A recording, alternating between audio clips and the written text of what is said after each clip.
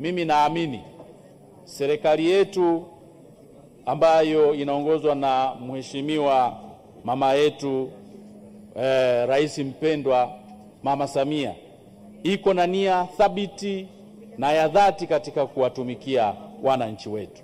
Kwa hiyo mimi hapa nafikiri ningeshauri tu katika mikataba ambayo inajumuisha rasilimali zetu hizi nilizozitaja, basi ipitie katika bunge hili ili wabunge tuweze kutoa ushauri wetu, kwa sababu mikataba inayohusu rasilimali inahusu pia kizazi chetu. Na Mheshimiwa Mwenyekiti, dira hii ya maendeleo ya miaka 25, tunapoongelea mtoto wa miaka 5 leo, baada ya miaka 25 kufikia 2050 atakuwa ni mtoto mwenye miaka karibia 30.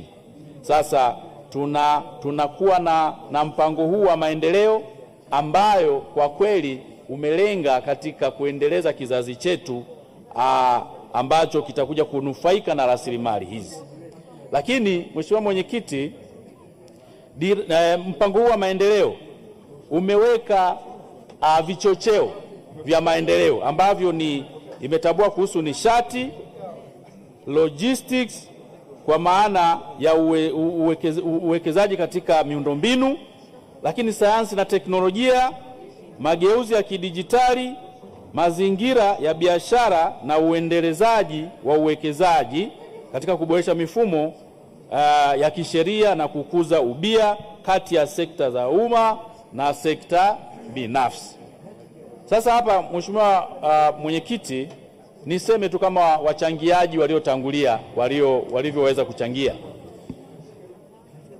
Idadi ya vijana, kwa maana hawa ndio wabeba maono na watekelezaji wa huu mpango wa maendeleo wa muda mfupi, muda wa kati na muda mrefu. Hawa vijana kati ya umri wa miaka 15 na 35 ni asilimia zaidi ya 60, na hawa ndio nguvu kazi, kwa maana wale watoto na wazee ni tegemezi kwa nguvu kazi hii.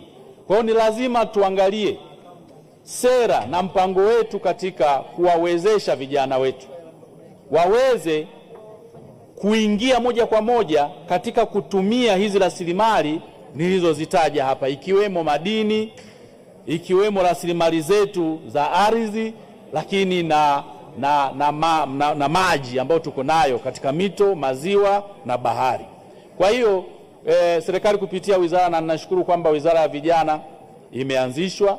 Kwa hiyo tuweke sera ambazo zitaenda kuwawezesha vijana wetu kwa mitaji, lakini kuwawezesha vijana wetu kwa skills, kwa maana ya teknolojia, ili waweze kuhimili ushindani wa kibiashara.